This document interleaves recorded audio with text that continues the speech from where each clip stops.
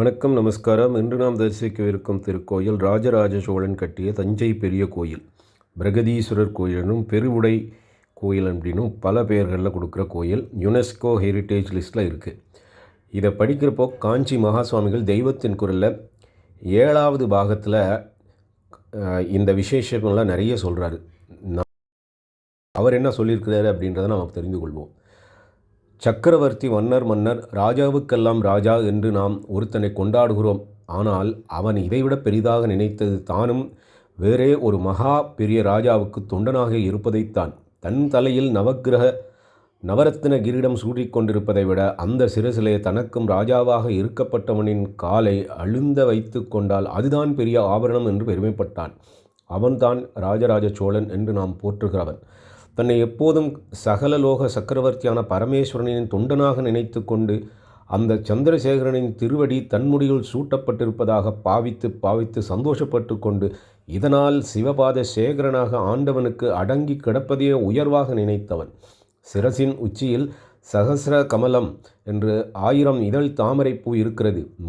மூலாதாரத்தில் உள்ள குண்டலினி சக்தியை சாதனைகள் பண்ணி அங்கே கொண்டு போனால் அந்த கமலத்திலே குரு ரூபமாக இருக்கிற ஈஸ்வரனின் பாத கமலம் தெரியும். அந்த கமலத்திலிருந்து தேனுக்கு பதில் பெறுகிற அமிர்தத்தில் சரணாரம் பிருந்தத்தில் நாடி நரம்பெல்லாம் குளிர்ந்து ஜீவ பாவமே அடிபட்டு கொண்டு போய் பரமாத்மாவோடு பரமாத்மாவாக ஐக்கப்பட்டிருக்கிற மோக்ஷ ஆனந்தம் சித்திக்கும்.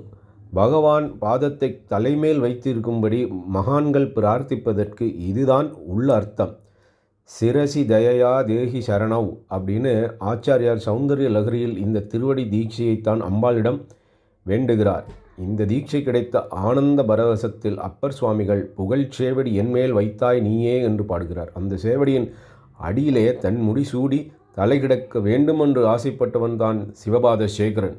அவன் கட்டிய கோயிலைத்தான் நாம் இப்போது பார்த்து கொண்டிருக்கிறோம்.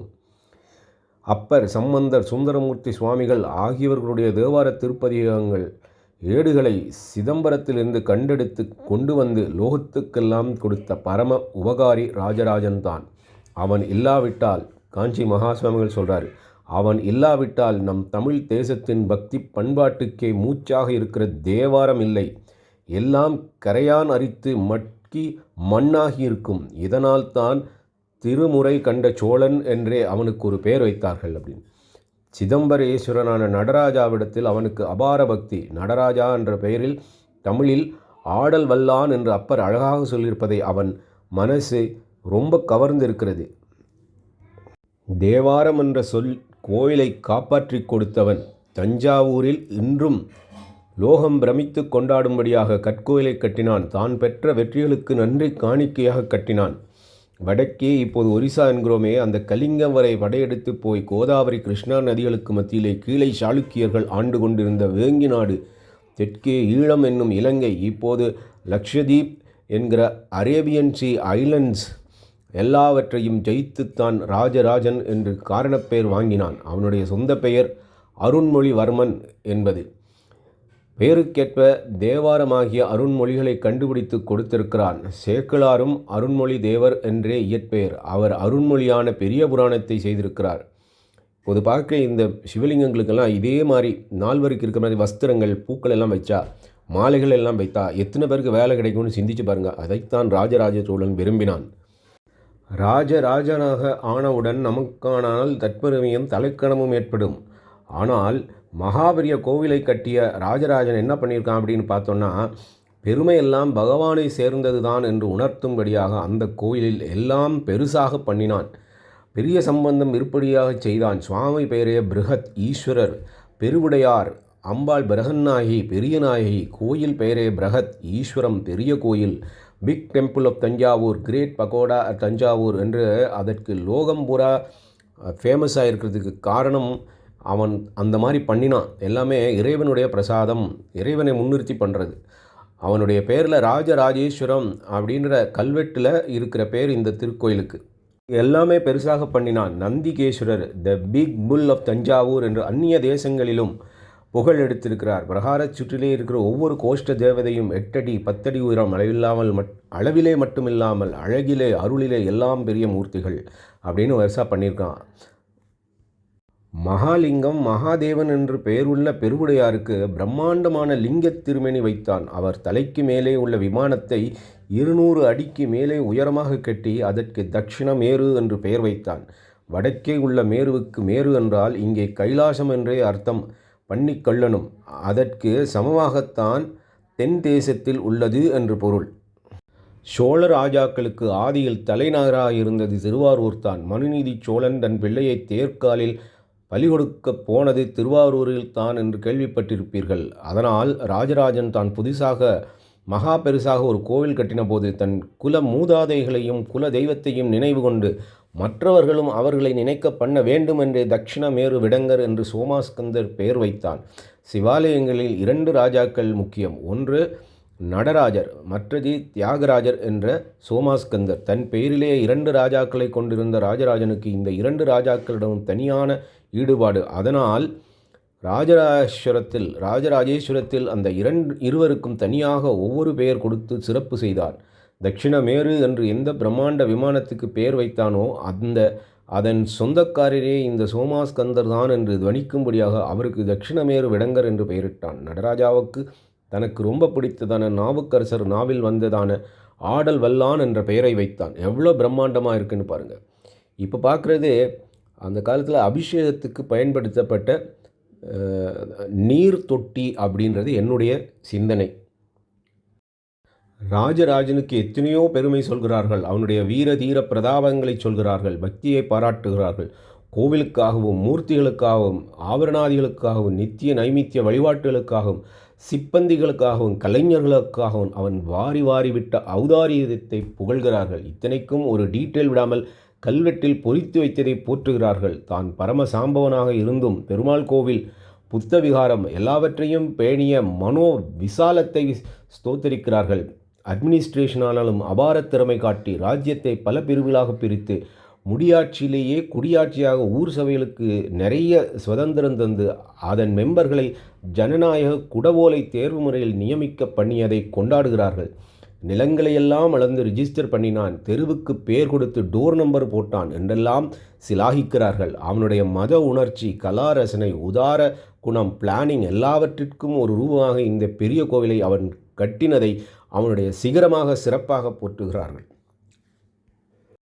எல்லாம் பெருசாக பண்ணின அந்த பெரியவன் ராஜராஜனிடம் எனக்கு ரொம்ப பெருசாகப்படுவது அவன் ஆடல் வல்லான் தட்சிண மேருவிடங்கன் என்று 2 பெயர் வைத்தானே, அதுதான் காஞ்சி மாசம் சொல்ல. ஏனென்றால் இது தமிழையும் சமஸ்கிருதத்தையும் 2 கண்களாக அவன் மதித்து போற்றினான் என்பதற்கு அற்புதமான ப்ரூஃபாக தெரிகிறது. நல்லா புரிஞ்சுக்கணும். ராஜராஜ சோழன் சமஸ்கிருதத்தையும் தமிழையும் 2 கண்களாக போற்றினான். நம்முடைய மகத்தான கலாச்சாரத்திற்கு மாதா பிதாக்களாக இருக்கிற இந்த 2க்கும் தானே இப்போது குத்துப்பகை வெட்டுப்பகை என்று பேதப்படுத்தி வைத்திருக்கிறது. இதை பார்த்து மனசு தாங்க முடியாமல் வேதனைப்படுகிறது. ராஜராஜனுக்கு சிலை வைக்கிறார்கள். அவனுடைய தினமான ஐப்பசி சதயத்தில் பிரகதீஸ்வரருக்கு மகா அபிஷேகங்கள் பண்ணுகிறார்கள் என்றெல்லாம் கேள்விப்பட்டார். உடனே ஒரு ஆஸ்தை, நம்பிக்கை, உற்சாகம் ஏற்படுகிறது. ராஜராஜனை கௌரவிக்க புறப்பட்டு விட்டார்கள் இல்லையோ, சரி, அவன் தமிழ் சமஸ்கிருதம் 2 மரபுகளையும் தானே போற்றி வளர்த்தான், அதையும் தெரிந்து கொள்வார்கள். நாமும் அப்படியே செய்வதுதான் அவனுக்கு நிஜமான உற்சவம். பேத புத்தி போனால்தான் அவனுக்கு விழா எடுக்க நமக்கு உரிமையும் தகுதியும் உண்டு என்று புரிந்து கொண்டு விடமாட்டார்களா என்று தோன்றுகிறது. இதெல்லாம் காஞ்சி மாதம் சொல்கிறார். அந்த கல்வெட்டு மேலே எப்படி பசங்க ஏறி வந்தாங்க அப்படின்னு பார்த்தீங்க. அதுவும் மனசுக்கு ரொம்ப கஷ்டமாக இருந்தது அதை பதிவிட்ட போது. தஞ்சையில் இருக்கிற ஒவ்வொரு கோயிலையும் ஒவ்வொரு சிவலிங்கத்துக்கும் வஸ்திரம் போட்டு மாலை அணிவித்து விளக்கேற்றி வைத்தால் எத்தனை பேருக்கு வாழ்வாதாரம் கிடைக்கும். சிந்தியுங்கள். ராஜராஜனை போற்றுவதென்றால் உண்மையிலேயே அவன் கோவில் பக்தி நமக்கு கொஞ்சம் வர வேண்டாமா? பாருங்கள், ஒரு பக்தர் அந்த மாதிரி பண்ணியிருக்கிறார். ஒரு விளக்கேற்றி இருக்கிறார் சிவலிங்கத்துக்கு, ஒரு வஸ்திரம் வைத்து மாலை போட்டு பண்ணினா எவ்வளவு சிறப்பாக இருக்கும். இதைத்தானே நாம் உண்மையிலேயே ராஜராஜ சோழனுக்கு மரியாதை செலுத்துவதாகும். சிந்திக்க வேண்டும். தமிழ் மகன் என்று ராஜராஜனை நன்றாக சிறப்பிக்கட்டும். அது வாஸ்தவன்தான். தேவார திருமுறைகள் அவன்தான் கண்டெடுத்தான். அது மட்டுமல்லாமல் ஈஸ்வர சன்னிதானத்தில் அது பிரதிபூஜா காலத்திலும் ஜீவசக்தியோடு பிரகாசிக்க ஒலித்து கொண்டு எந்நாளும் லோகத்தில் சிரஞ்சீவியாக இருக்கும்படி ஆலயங்களில் ஓதுவா மூர்த்திகளை நியமனம் பண்ணி வழிபாட்டிலேயே ஒரு அங்கமாக திருப்பதிக விண்ணப்பத்தை ஆக்கினான். பெரிய கோவிலில் இப்படி 50 பேரை நியமித்திருக்கிறான். இன்றைக்கி எத்தனை பேர் அங்கே இருக்கிறாங்கன்னு தெரியாது. அவன் காலத்தில் 50 பேர்னா இப்போ நிறைய பேர் இருக்க வேண்டாமா? ஆனபடியால் தமிழ் பண்பாட்டுக்கு புத்துயிர் தந்தவன் என்று அவனை விசேஷித்து சகல நியாயமும் உண்டு. ஆனால் இதை மட்டும் சொன்னால் ஒன் சைடத்தான், ஒருதலை பட்சம்தான். சமஸ்கிருதத்துக்கும் வேத வைதிக ஆகம சம்பிரதாயங்களுக்கும் அவன் அளவில்லாத மதிப்புணர்ச்சியோடு தொண்டு செய்திருப்பதையும் சேர்த்து சொன்னால்தான் அவனுக்கு பூர்ண நியமம் பண்ணியவர்களாவோம். ஆலய நிர்மாணம், பூஜை, உற்சவம் எல்லாம் சாஸ்திர சம்பிரதாயப்படியே தான் அவன் ஏற்பாடு பண்ணினான். மூலஸ்தானத்தை நர்மதா வானலிங்கம்தான் சிலாக்கியம் என்று சாஸ்திர விதிக்கும் கட்டுப்பட்டு ராஜகாரியம் எல்லாவற்றையும் விட்டுவிட்டு 64 வேளாண் செட்டி என்று 64 பேரோடு அவன் எத்தனையோ 100 மைல்கள் போய் நர்மதையில் இத்தனாம் பெரிய லிங்கத்தை கண்டு இவ்வளவு தூரம் தூக்கி கொண்டு வந்தான் என்று தெரிகிறது. இது எத்தனை பேருக்கு தெரியும்னு தெரியல. எங்கேருந்து எடுத்துகிட்டு வந்திருக்காங்க அப்படின்னு காஞ்சி மாவன் சொல்கிறாரு. நர்மதா நதியிலிருந்து எடுத்துகிட்டு வந்தார் அந்த லிங்கத்தை அப்படின்னு சொல்கிறாங்க. கோவிலிலேயே அநேக கல்வெட்டுகளை பொறித்தபோது முதல் கல்வெட்டை ஏதத் விஸ்வ நிரூபச்ரேணி மௌலி என்று சமஸ்கிருதத்திலேயே ஆரம்பித்திருக்கிறான். ஆரியன் கண்டாய் தமிழன் கண்டாய் என்றும் வடமொழியும் தென் தமிழும் ஆனான் கண்டாய் என்றும் தேவாரத்தில் சுவாமியை சொல்லியிருப்பதை அதே ஸ்பிரிட்டில் எடுத்துக்கொண்டு ஒரு பக்கம் ஏகப்பட்ட கனவாடிகளும் இன்னொரு பக்கத்தில் ஏகப்பட்ட ஓதுவார்களுக்கும் வேதமும் தேவாரமும் சன்னிதானத்தில் நிவேதனம் பண்ணும்படியாக செய்தான். கிழக்கிலையும் மேற்கிலையும் இருக்கிற புஷ்பம் எப்படி இருக்குது அப்படின்னு, இது கிழக்கில் இருக்குது. முதல்ல பார்த்தது மேற்கில் இருக்குது. அந்த பூவெல்லாம் வாடிடுச்சு. இங்கே வாடலை, கிழக்கு பக்கம் இருக்கிறது. இதெல்லாம் நிறைய சிற்பங்களை பற்றி நிறைய பேர் ஏதோ சொல்கிறாங்க. நாம் காஞ்சி மாதம் என்ன சொல்கிறாருன்னு பார்ப்போம். சேரர்களையும் ராஜராஜன் ஜெயித்ததால் அவனுக்கு கேரளாந்தகன் என்ற பெயர் உண்டு. பெரிய கோவிலின் 3 வாசல்களில் முதலாவதற்கு கேரளாந்தகன் திருவாசல் என்றுதான் பெயர். அந்த கோவிலிலே அவன் போஷித்து வளர்த்த ஒரு கலை இன்றைக்கு கேரள தேசத்தில் தான் பிரகாசித்து கொண்டிருக்கு. அது எதுனா கதைக்களிக்கு மூலம் தமிழ்நாடு அப்படின்னு காஞ்சி மாசுவாமியில் நிறைய ஆதாரங்களோடு சொல்கிறாரு. தெய்வத்தின் குரல் 7ஆம் பாகத்தில். போஜன், விக்ரமாதித்தன், பல்லவராஜ மகேந்திரன் வர்மா, பிற்காலத்தில் கிருஷ்ணதேவராயர் ஆகியவர்களைப் போல ராஜராஜ சோழனும் பெரிய பேட்ரன் ஆஃப் ஆர்ட்ஸ். பொழுதுபோக்காக மட்டுமல்லாமல் ஃபைன் ஆர்ட்ஸ் என்பவை ஜீவனை ரிஃபைன் பண்ணி பரமாத்மாவிடம் கொண்டு போய் லயிக்கும்படியாக செய்ய வேண்டும் என்று பெரிய லட்சியம் உள்ளவன் அப்படின்னு காஞ்சி மாதம். இது முருகனுடைய ஆறுமுக சன்னதியில் இருக்க துவார பாலகர்கள் எவ்வளவு ஷைனிங்காக பாலிஷிங் பண்ணியிருக்காங்கன்னு பாருங்கள். அற்புதமாக இருக்குது. வேதமும் திருமுறைகளும் ஓதுவது மட்டுமல்லாமல் தமிழ் சமஸ்கிருதம் இரண்டிலும் ஈஸ்வரபரமான வேறு பாடல்களும் பாடுவதற்கென்று ஆரியம் பாடுவோர் தமிழ் பாடுவோர் என்று 2 சாரரை ராஜராஜேஸ்வரத்தில் நியமித்தான். ஆரியம் பாட 3 பேர், தமிழ் பாட 4 பேர் அப்படின்னு நியமித்திருக்கிறான். நடராஜாவுக்கு நேர்த்தமிழ் கூத்தபிரான் என்பது. இந்த கூத்துக்காக பெரிய கோவிலில் 400 பெண்டுகளை நியமித்து மற்றவர்களைப் போலவே அவர்களுக்கும் பொன் பொருள் ஜாகை வசதி எல்லாம் செய்து கொடுத்தான். ஆண்களிலும் நிருதாச்சாரியார் என்று இருந்த அநேக நாட்டியக்காரர்களை கோவில் சேவையில் நியமித்தான். ராஜராஜனை எப்படி அற்புதமாக பண்ணிக்கிறாங்கன்னு பாருங்கள். அந்த சிலைகள் எல்லாம் அந்த காலத்தில் இரும்புகள் எல்லாம் இருந்திருக்கு, மணியெல்லாம் வச்சு எப்படி கல்லிலே கலைவண்ணம் கண்டான்ற இதுதான் நிஜமாவே. ராஜராஜ சோழன் கோவிலில் தினமும் ஆரிய கூத்து தமிழ் கூத்து 2ம் நடக்கும்படி பெரிய கோவிலில் ஏற்பாடு செய்திருந்தார். இப்போது அவனுக்கு விழா எடுக்கிறவர்கள் மக்களாக இருந்தாலும் சரி, பக்தர்களாக இருந்தாலும் சரி, ஆட்சியாளர்களாக இதெல்லாம் பண்ணணுன்னு நினைக்க வேண்டாமா? ஆரிய கூத்தையும் தமிழ் கூத்தையும் பண்ணினா எவ்வளோ சிறப்பாக இருக்கும், எத்தனை பேருக்கு வேலை கிடைக்கும். இதைத்தானே ராஜராஜ சோழன் விரும்பினான். நமது கோயில்களில் அதை மறுபடியும் முன்னீட்டடை செய்ய வேண்டும்.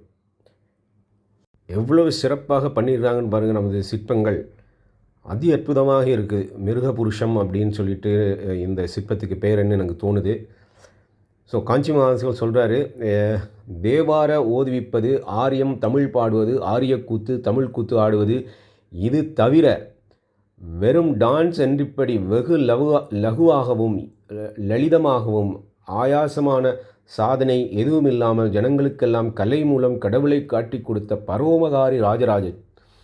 அவனை பற்றி நாம் பெருமைப்படுகிறோம் என்றால், அவனை பெருமைப்படுத்தி விழா நடத்துகிறோம் என்றால், அவனுக்கு இருந்த தெய்வ பக்தியும் பாரத கலாச்சாரத்தின் 2 கிளை மரபுகளிலும் அவனுக்கு இருந்த சமமான கௌரவ புத்தியும் நாமும் பெற வேண்டும். அவன் எதையும் கிராண்ட் ஸ்கேல் செய்ய முடிந்ததென்றால் அதற்கு காரணமே இந்த 2ம் தான்.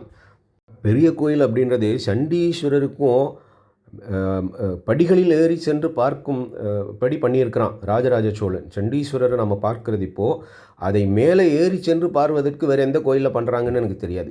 இதை ராஜராஜ சோழன் பண்ணியிருக்கிறான் பாருங்கள். படிகளில் ஏறி நின்று நான் இப்போது இதை பதிவிடுகிறேன். சண்டேஸ்வரர் எல்லா கோயிலையும் சின்னதாக ஒன்று இருக்கும். தலை கீழே குனிஞ்சு பார்ப்போம்.